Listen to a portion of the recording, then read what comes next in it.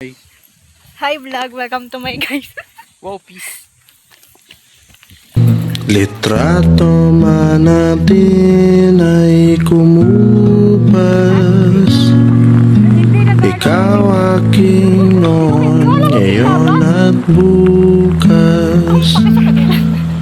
Kung paboritong kwento na di magwakas, ay uulitin kong ikwento bukas. Sa pagdating ay siyang ating buong pusong salubungin.